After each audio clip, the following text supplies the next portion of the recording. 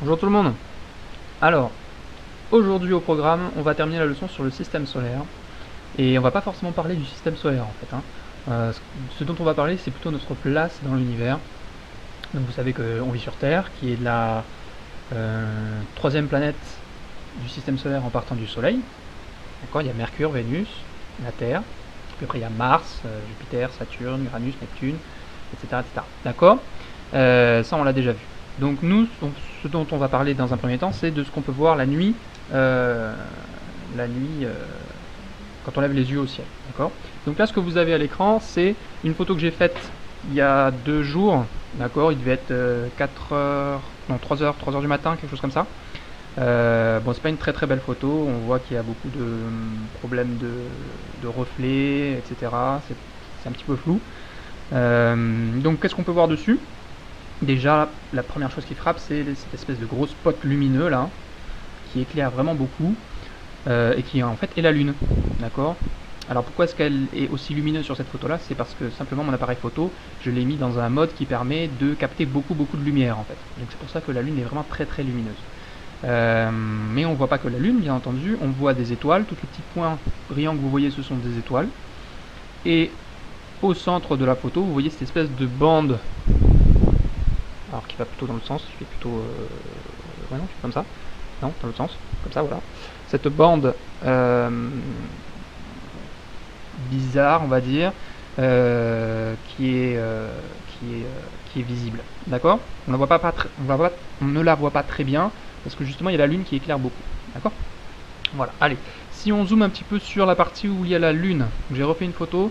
Cette fois-ci, j'ai modifié un petit peu les paramètres de mon appareil photo pour qu'elle éblouisse un petit peu moins, pour qu'elle éclaire un petit peu moins. Et ce qu'on peut voir, en plus de la Lune qui était dans son dernier quartier, cette nuit-là, on voit 3 petits points lumineux qui sont à gauche et verticaux.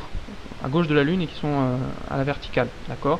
Alors ces 3 petits points lumineux, on pourrait penser que ce sont des étoiles, mais en réalité non, pas du tout. Ce sont des planètes. D'accord. Et pas n'importe lesquelles. On a tout en haut Jupiter, Saturne au milieu et Mars tout en bas. D'accord. Et bien entendu la Lune à droite. Donc ce que j'ai fait ensuite, après avoir pris cette photo là, c'est que j'ai pris mon télescope et que j'ai visé chacun de ces petits points lumineux pour avoir une image un petit peu plus grossie, un petit peu plus nette, parce qu'en réalité quand on regarde finalement à l'œil nu cette partie du ciel, ces 3 planètes là, Jupiter, Saturne et Mars, ce sont finalement que des points lumineux. On n'arrive pas à bien distinguer les détails dessus. Donc j'ai pris mon télescope, d'ailleurs si vous le voyez, il est là. Hop, voilà, c'est ici. Donc il faut un télescope bien entendu pour pouvoir faire les images que vous allez voir tout de suite. Voilà. Donc Jupiter vu au télescope, on voit bien ces bandes. D'accord. La Lune, on voit un petit peu plus de détails. Alors attention, ici, les photos ne sont pas à l'échelle les unes avec les autres. Bien entendu, la Lune est beaucoup plus grosse que ça, comparée à Jupiter, Saturne. D'accord. Mais bon, comme j'avais pas la place de la mettre à l'échelle sur la photo, j'ai bien entendu dû réduire sa taille ici. Donc ce que vous voyez là, ce sont des photos qui ne sont pas à l'échelle. En dessous de Jupiter, vous voyez Saturne avec son anneau. Enfin, je devrais dire ses anneaux, mais en fait, on les voit pas. Enfin, on n'arrive pas à distinguer tous les anneaux que possède Saturne. On voit juste un grand anneau. Voilà. Et en dessous, Mars. Alors Mars, j'ai pas pu prendre de photos de Mars, malheureusement. Mars n'est pas très intéressante. En tout cas, avec le télescope que j'ai, on n'arrive pas à bien voir les détails. C'est simplement une sorte de boule un petit peu orangée. Donc c'est pas très intéressant. Voilà, donc ça ce sont les planètes et bien entendu la Lune qu'on peut voir la nuit, en tout cas en ce moment vers 3 heures du matin. Alors un peu plus tôt quand elle se lève, vers quelle heure est-ce qu'elle se lève? Je ne veux pas que je dise de bêtises. Bon, elle se lève quand même tard, hein, elle se lève vers 1h, 2h du matin. Là, vers 3h, 4h, alors ça, cette photo-là, je l'ai prise plutôt vers 4h du matin, hein, 4-5h du matin. Elles sont déjà un peu plus hautes sur l'horizon, d'accord. Voilà. Je vais revenir sur cette image-là, et on va se concentrer maintenant sur cette espèce de bande un peu nébuleuse là, qui est à côté de la Lune, et qui fait qui prend toute une partie du ciel. Peut-être que certains d'entre vous le savent déjà, en réalité cette bande-là, c'est notre galaxie à nous. D'accord. C'est la Voie lactée. Alors j'ai fait une petite vidéo avec justement toutes les photos de la Voie lactée que j'ai faites cette nuit-là. Vous allez la voir tout de suite. Hop. Voilà. Donc là, c'est plusieurs photos que j'ai prises de cette partie du ciel et que j'ai assemblées ensemble pour faire un petit film. D'accord. Donc là, on voit bien finalement la Lune qui est très très brillante en bas. Voilà. Et la Voie lactée au-dessus. Au début de la vidéo, vous voyez quelques petits nuages qui passent. Et puis vous avez des petites aberrations au niveau de mon appareil photo. On voit des reflets en fait, hein, des espèces de petits trucs bizarres à côté de la Lune et un peu plus en haut à droite. Ça, ce sont des reflets. C'est pas ce qu'on voit dans le ciel. Hein. Ce sont des reflets dus à mon appareil photo, à la lentille de mon appareil photo. Voilà, d'accord. Donc cette bande, cette espèce de nébulosité, on va dire ça comme ça, c'est notre galaxie à nous. C'est la structure dans laquelle notre système solaire se trouve. Voilà. Bon, je vais vous montrer une photo peut-être un petit peu plus parlante de ça. Juste après. Alors, où est-ce que j'ai mis ça?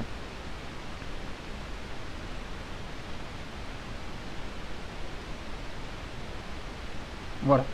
Donc ici, ce que vous pouvez voir, c'est justement une photo qui a été prise par un satellite, enfin plutôt par un télescope spatial qu'on a envoyé dans les années 2000, enfin, vers 2013, je crois, qui s'appelle Gaia. C'est un télescope spatial européen qui sert à faire des photos de toutes les étoiles de la galaxie, ou en tout cas d'une très grande partie des étoiles de la galaxie. Enfin, en fait, pas si grande que ça, on verra après. Et donc, sur cette photo-là, ce que vous pouvez voir, c'est bien entendu notre galaxie et des étoiles. Sur cette photo-là, on en compte à peu près 1,7 milliard. Sur cette photo-là, on peut voir à peu près 1,7 milliard d'étoiles. Alors nous, avec nos yeux, on ne les voit pas, bien entendu, mais les données récoltées par le télescope spatial, on a dénombré sur cette photo-là à peu près 1,7 milliard. D'accord. Les deux petites régions ici en bas à droite que vous voyez, ces deux petites nébulosités, ce sont aussi des galaxies. Ce sont des galaxies qui tournent autour de notre galaxie à nous. C'est le grand nuage de Magellan et le petit nuage de Magellan. D'accord. Alors, c'est bien entendu, c'est pas forcément la représentation habituelle qu'on a des galaxies. Plutôt les galaxies, ça ressemble plutôt à des espèces de choses un petit peu rondes, un petit peu elliptiques, d'accord. Si on voit notre galaxie avec cette forme-là, c'est parce qu'en fait on est à l'intérieur de notre galaxie. Donc on voit la tranche, on voit notre galaxie par la tranche en fait. C'est pour ça qu'on voit une sorte de bande lumineuse, d'accord.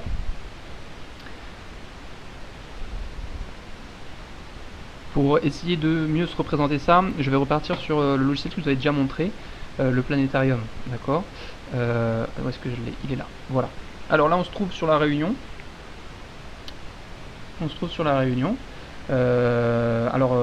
C'est en temps réel, enfin en tout cas en temps réel au moment où je filme cette vidéo là, d'accord, il est 11h, à peu près 11h42, c'est ce qu'on peut voir dans le ciel de la Réunion à cette heure là, d'accord. Maintenant si on augmente l'écoulement du temps, la rapidité d'écoulement du temps pour arriver jusqu'à la nuit,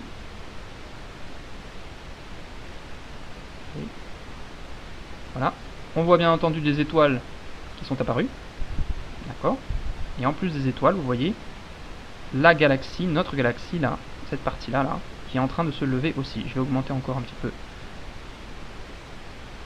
la vitesse d'écoulement du temps. Donc voilà, on voit notre galaxie qui se lève. Alors on a l'impression que c'est tout le ciel qui tourne, parce qu'on est sur Terre en réalité. C'est la Terre qui tourne, hein, c'est la Terre qui tourne, et au fur et à mesure qu'elle tourne, elle va nous dévoiler les différentes parties du ciel. Mais comme on est sur Terre, on a l'impression que c'est le ciel en fait qui tourne, que c'est les étoiles qui bougent. Mais en réalité, c'est plutôt la Terre qui tourne. Donc là, on voit notre galaxie, cette partie nébuleuse du ciel qui est en train de se lever, d'accord, cette bande qu'on appelle la Voie lactée, qui fait à peu près tout le tour du ciel, hein, d'accord. Voilà, donc là on la voit bien. Il y a bien entendu une région qui est beaucoup plus lumineuse que le reste. C'est la région qui est dirigée vers le centre de notre galaxie. Hein. C'est le centre de notre galaxie, c'est l'endroit où il y a le plus d'étoiles en fait. Hein. D'accord. Donc voilà, donc ça, je vais faire pause. Je vais, hop, voilà, vitesse d'écoulement du temps normale. Donc maintenant, qu'est-ce qui se passe? Alors ce que je vais faire, c'est que je vais m'écarter de la Terre. Je vais repartir dans le ciel étoilé, et on va voir à quoi ressemble finalement la Voie lactée vue depuis l'espace, d'accord, vue depuis l'espace, voilà, je viens de le dire. Alors c'est parti, zut,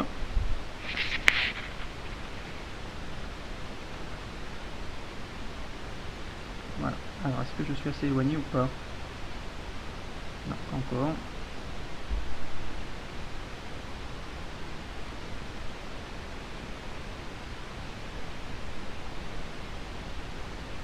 Voilà. Donc là, j'ai décollé de la Terre, vous la voyez en bas, ici, d'accord. Et si je me... Alors, vous avez le soleil, notre soleil, ici, à l'écran.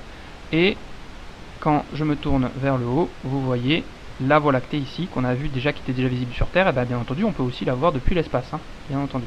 Alors, ce qui est intéressant ici, c'est qu'on va essayer de s'éloigner le plus possible de cette partie-là de notre système solaire. Et on va essayer de voir, finalement, à quoi ressemble notre Voie lactée lorsqu'elle est vue depuis une distance beaucoup plus éloignée. D'accord? Donc on va faire ça tout de suite. Alors, attendez, je vais essayer de la remettre droite, on va dire ça comme ça. Est-ce que je peux faire comme ça? Voilà. D'accord.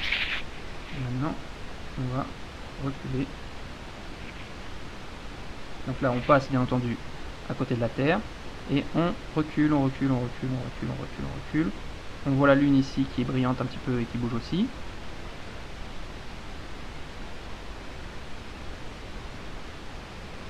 Voilà, on continue de reculer. Là, le soleil qui vient de passer. Et on continue de reculer, on continue de reculer. De plus en plus vite.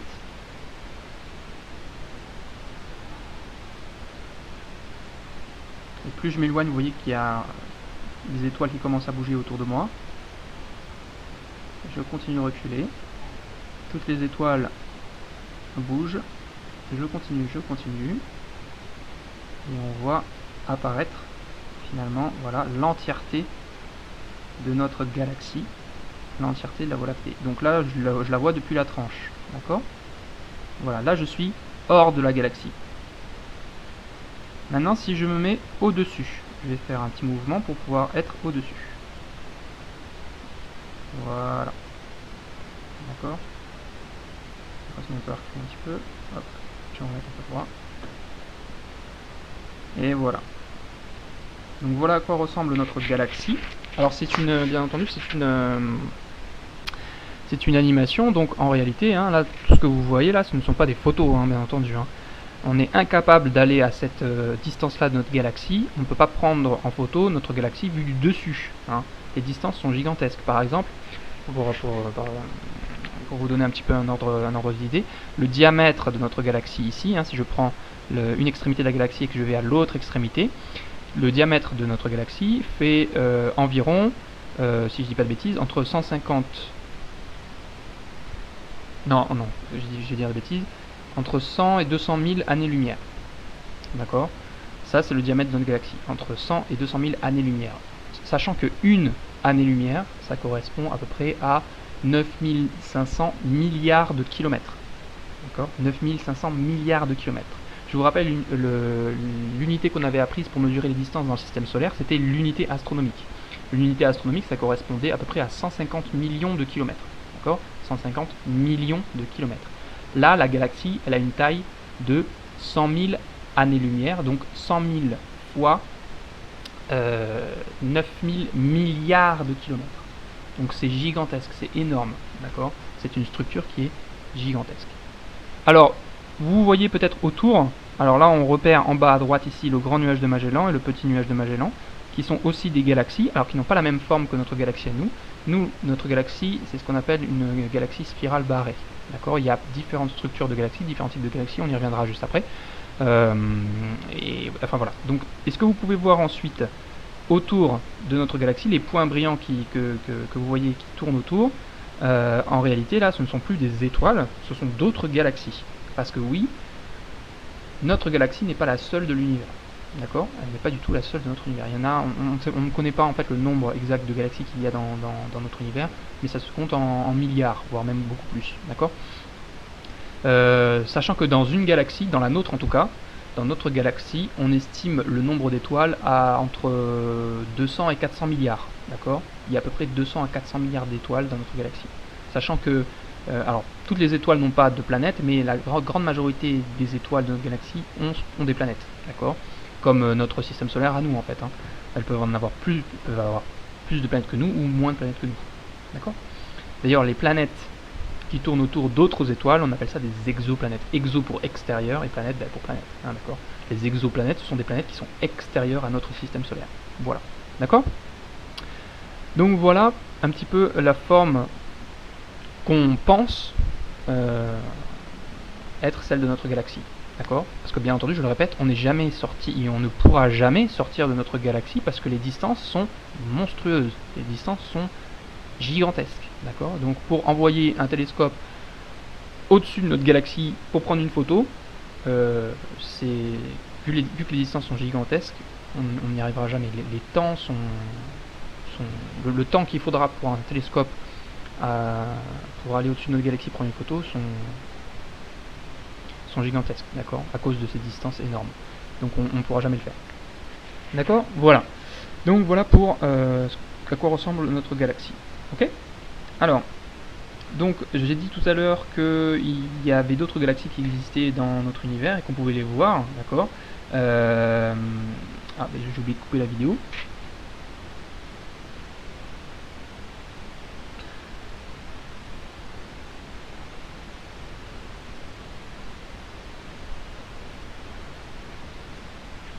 Je vais revenir rapidement ici. Donc ça c'est une vraie photo de notre galaxie qui est prise depuis notre planète à nous, d'accord. Donc c'est comme ça qu'on voit notre galaxie. C'est une vraie photographie. Ici en dessous vous avez un dessin d'artiste, d'accord. Donc ça c'est pas du tout une vraie photo de notre galaxie. C'est ce qu'on pense être. C'est ce qu'on pense à quoi elle ressemble en fait, notre galaxie. Mais on ne pourra jamais la photographier en entier. C'est impossible vu les distances énorme qu'il y a, d'accord.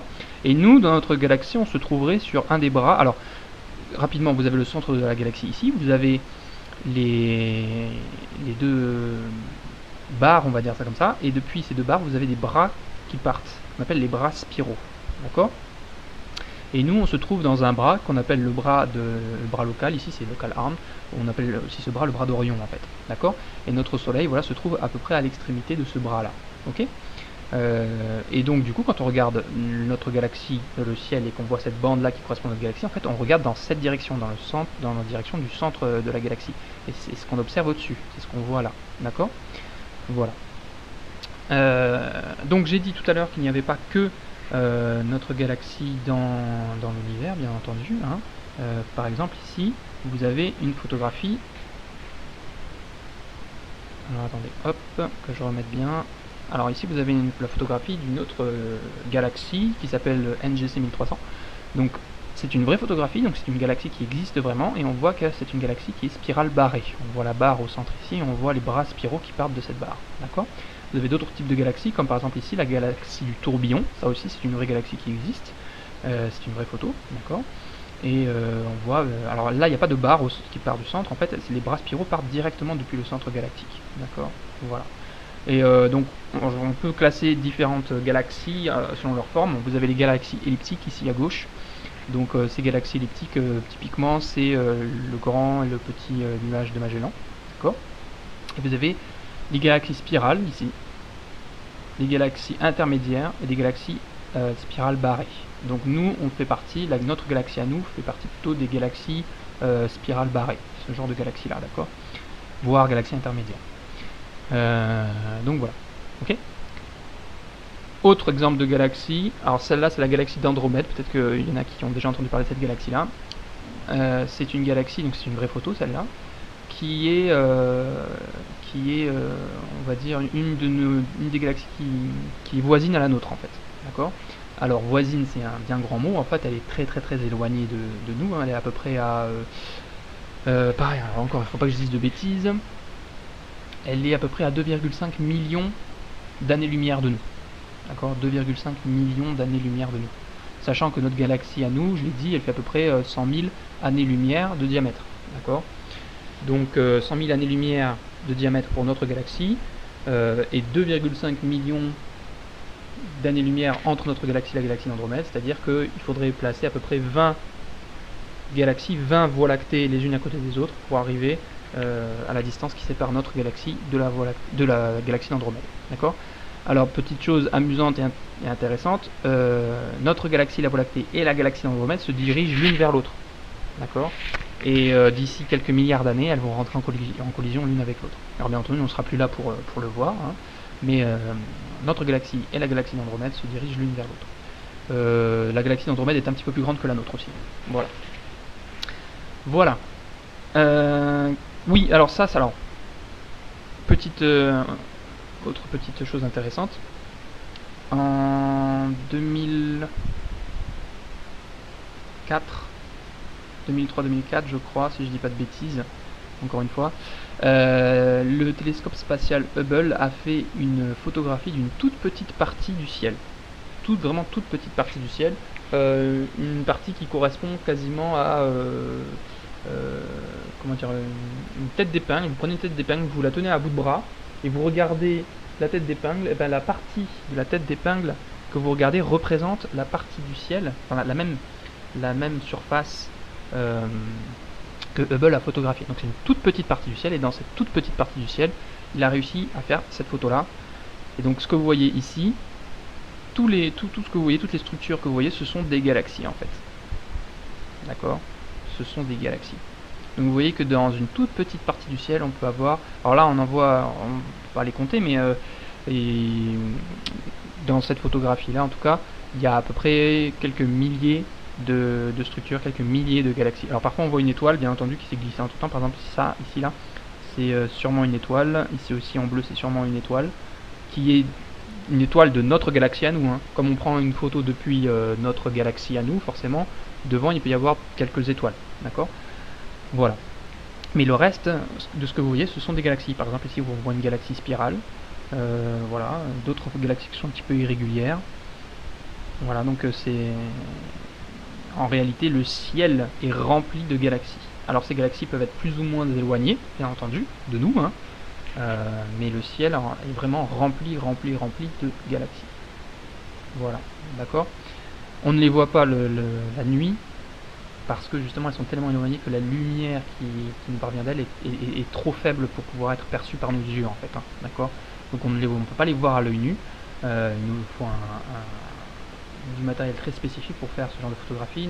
Notamment cette photographie là a été faite par le plus gros télescope spatial qu'on ait, le télescope Hubble, d'accord? Enfin en tout cas dans le visible, télescope spatial Hubble qui a fait cette photographie là. Alors rapidement, pour vous montrer la surface que représente ce ciel, cette photographie-là, la surface du ciel que représente cette photographie-là, il y a une petite vidéo qui le montre. Voilà, je vous la mets tout de suite. Donc ça, c'est la photographie qu'a fait le télescope spatial Hubble. Et si on dézoome, on voit la toute petite partie du ciel que ça représente en fait.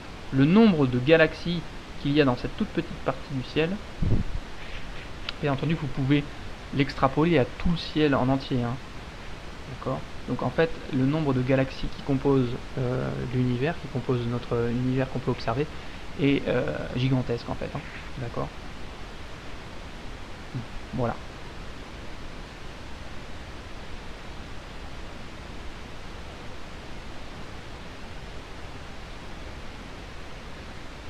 Ça donne un peu le vertige, hein. Voilà. Ça, je vous ai déjà montré, ça aussi, ça aussi. Qu'est-ce que je dois encore vous montrer?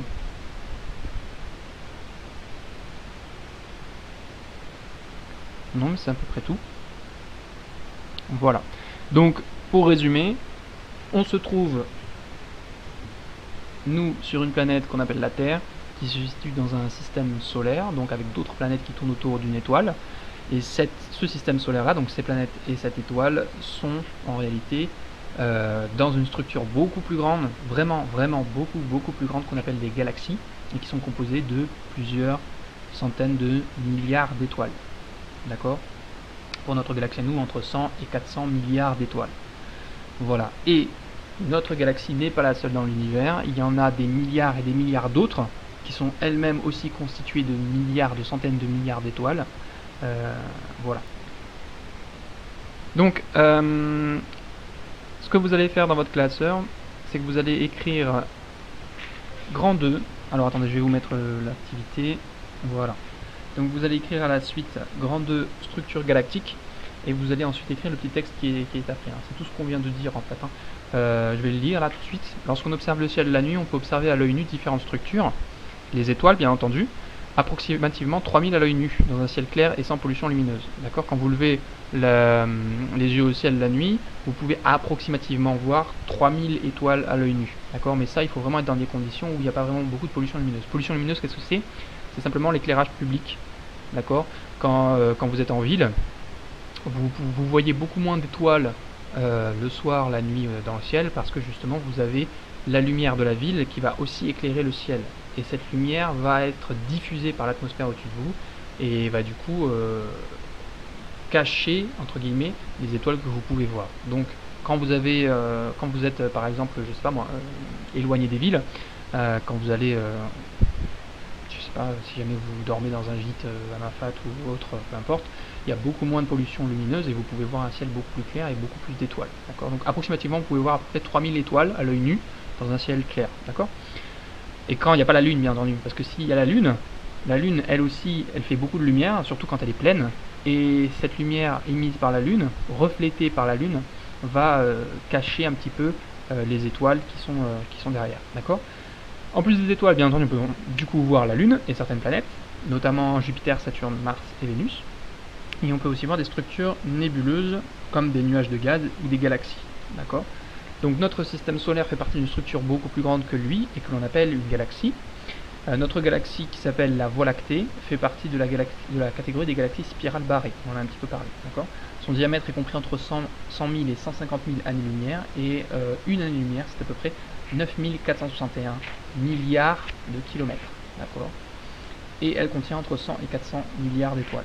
Voilà, ce sont des chiffres assez gigantesques. Hein. Donc voilà, donc là vous avez la photo de notre galaxie, prise depuis le voisinage de la Terre. Et là vous avez une représentation, un dessin d'artiste qui représente notre galaxie vue du dessus. Voilà. Donc là on a fini pour la partie, on va dire, système solaire et structure du système solaire, structure des galaxies, etc. Et on va passer au chapitre 2, organisation de la matière sur Terre, grande 1, propriété de la matière, petite 1, densité et masse volumique. Donc ça, vous l'écrivez à la suite dans votre classeur, d'accord. Et on va commencer par une petite expérience. Donc, petite expérience, vous allez prendre un grand verre, d'accord. Un verre en verre, c'est-à-dire qu'un verre, prenez pas un verre en plastique dont on ne peut pas voir l'intérieur, d'accord. Prenez un verre en verre transparent, d'accord. Et je vous demande de verser 10 ml de sirop de grenadine.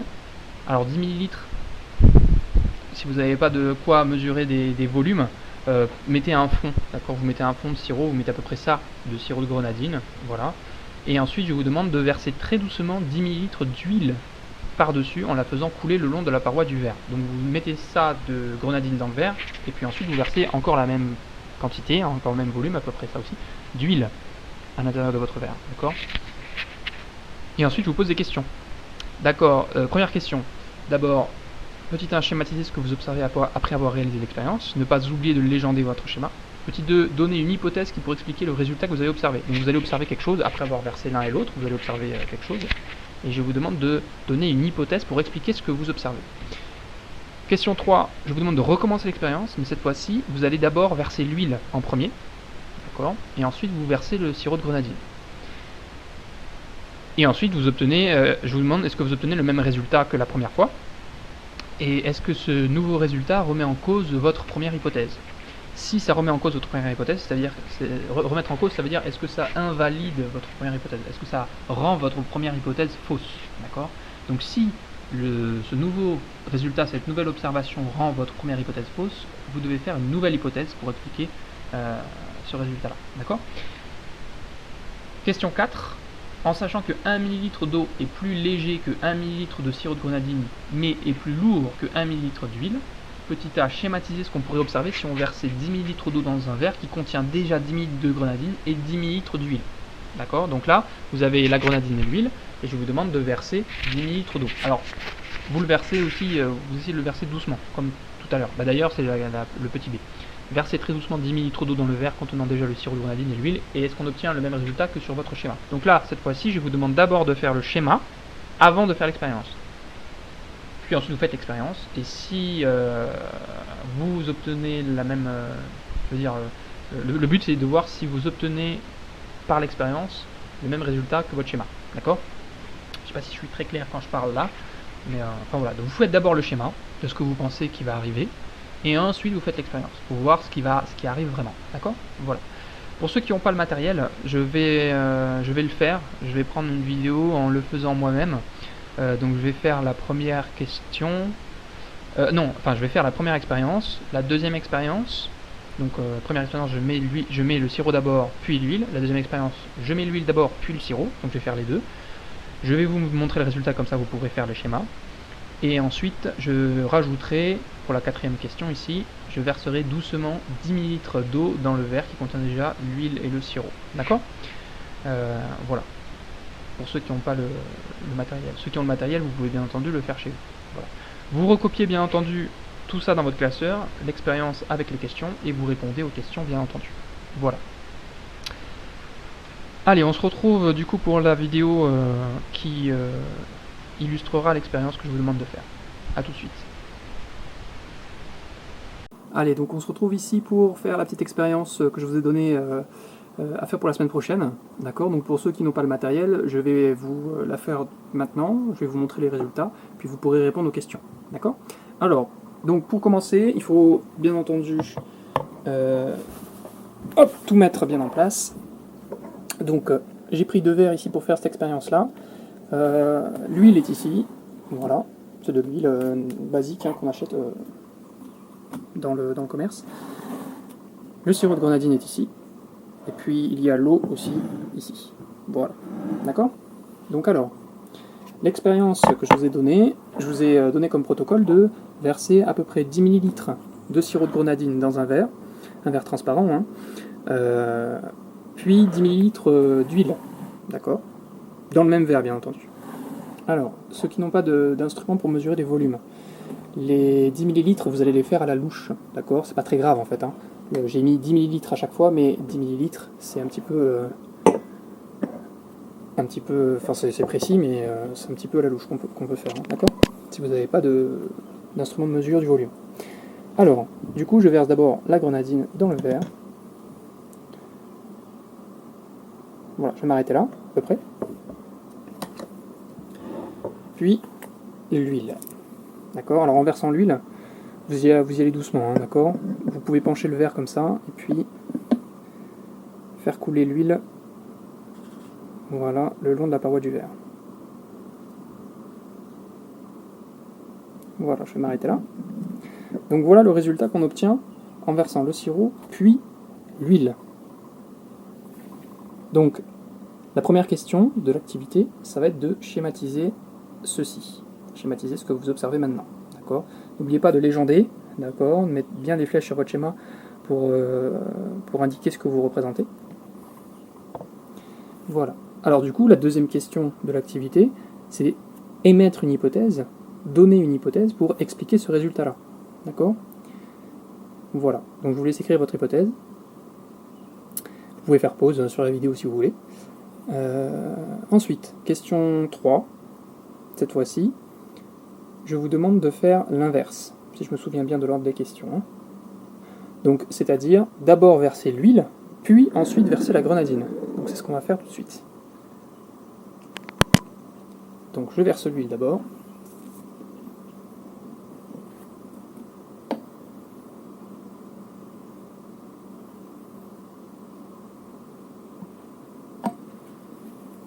Voilà.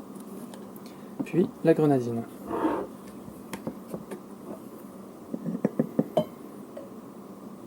Ouh là, j'y suis un peu fort. Voilà. Voilà ce que j'obtiens. Donc est-ce que c'est la même chose que la première expérience où j'avais d'abord versé la grenadine puis l'huile? On voit que oui, hein, d'accord? On voit qu'on obtient la même chose.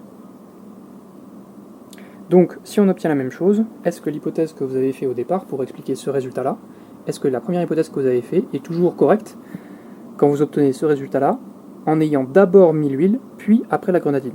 Si votre hypothèse ne tient pas la route, d'accord, alors vous pouvez en faire une nouvelle. Voilà.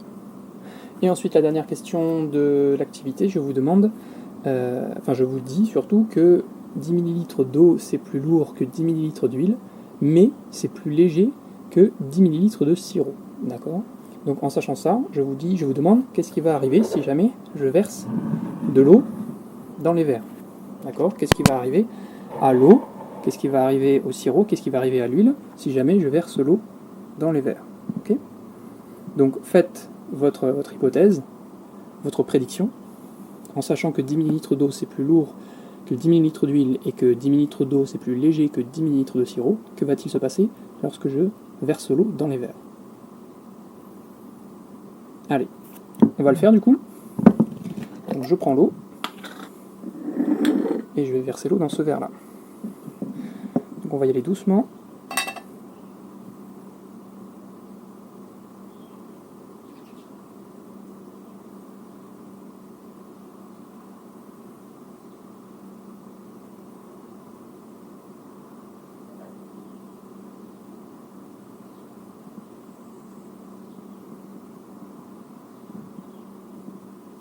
Non, je vais m'arrêter là. Et voilà. Donc, est-ce que vous avez eu raison? D'accord? Est-ce que le résultat qu'on voit ici, est-ce que c'est celui que vous vous attendiez en versant l'eau dans le verre rempli d'huile et de sirop? Voilà. Et bien voilà, c'est fini pour aujourd'hui. Du coup, je vous laisse répondre aux questions, je vous laisse faire les schémas. Et puis on se retrouve la semaine prochaine pour la correction de cette petite activité. Au revoir.